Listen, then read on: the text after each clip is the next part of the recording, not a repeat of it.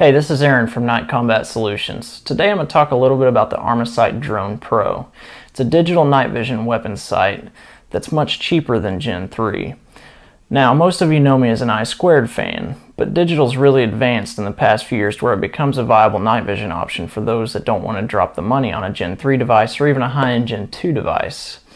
It also has some certain features that you just can't get with I2, like the ability to record through a DVR or take still pictures or even change reticles. One of the drawbacks to digital is that it's not a light amplification device. That said, you can just use an illuminator. With an illuminator, there's not really any drawback, especially in a hunting situation where it's actually an advantage to be able to shine the eyes of the animals you're looking for. The one downside to an illuminator is that if you're up against an adversary that has night vision capabilities, you're going to stand out like a sore thumb if you're running any type of active IR illumination or a laser. But typically people in those jobs are going to go with a different device. But for a law enforcement aspect, digital is viable because you can record any operation through the unit. I'll start with the basic Drone Pro. Now this year, for 2014, they do have a tan version, which is pretty cool. I like the tan, and a lot of people do. It's got 5x optical magnification, which is important because when you try to use digital zoom, you start to get pixelation and your image gets worse and worse as you zoom in. There's also the 10x version, which is basically the 5x scope with an optical doubler. Your power switch is back here on the rear, and it's a pull switch. You pull clockwise and it turns on, the middle is off, counterclockwise is standby. And like Armasight's other weapons mounted platforms, the standby position is so that you can use an included wireless pressure switch that allows you to leave the unit off and activate it momentarily only when necessary. And that's a really cool feature, like I've mentioned in other videos, where if you're running helmet mounted night vision or thermal handheld scanner, you can leave those two devices on all the time while you're scanning without having to point a weapon everywhere. But when you do find a target you want to engage, simply press the button and momentarily turn on your night vision, engage the target, and preserve batteries.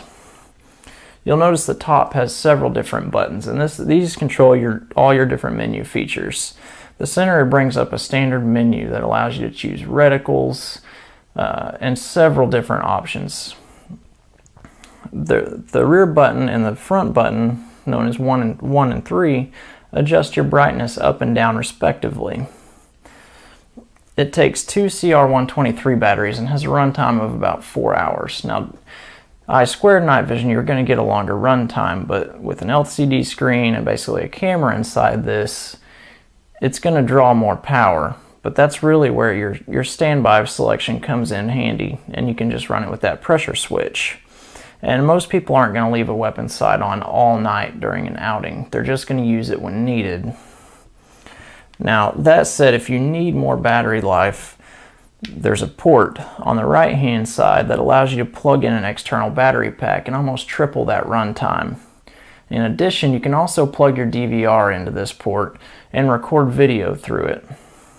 Some of the other good features about digital is that it's not light sensitive as an I2 device is, meaning if you turn on your I2 device in a room that's lit like this without the pinhole cover on, you're going to burn that tube and ruin a very expensive tube. That said, you can even burn a spot in the image of an I2 device with the day cover on if you're not careful. With digital, you don't run that risk. You don't have an intensifier tube to burn. It's also not recoil sensitive. In an I2 device, under recoil while the unit is powered on, you run the possibility of the MCP flexing and making contact with the photocathode that will basically ruin the device. You'll get spots in the image. With a digital, that's not the case. Probably the weakest link in a digital or a thermal is the LCD display, but it can handle some serious recoil that most I2 devices can't. Now, both Drone Pros come with a QD base with 2 locking levers.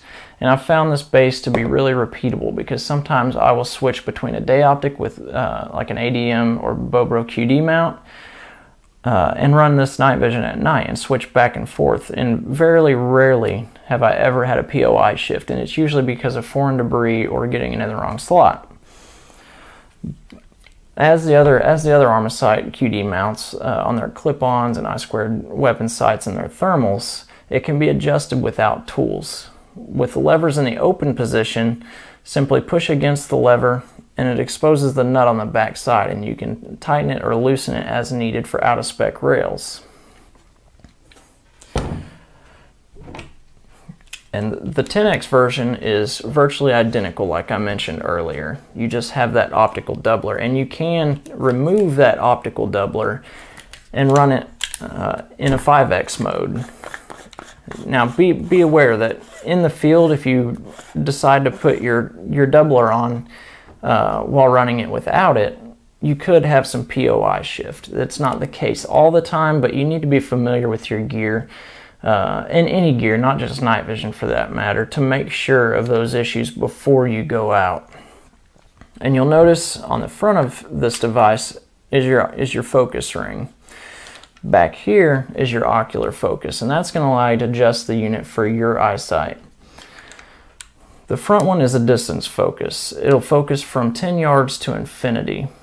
And that's really, really good because with the digital you do have some range. As long as you have a really good illuminator, such as the IR850W or some of the other illuminators out there, you can get some serious distance out of a digital. Whereas a few years ago, you're talking a 50-yard device. Now you're up in the hundreds of yards.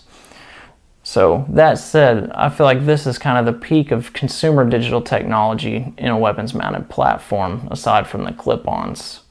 There's other digital clip-ons and weapon sights out there, but they're not the same quality as the Armasight Drone Pro or the Cypher. So when you're looking for a digital, give this a hard look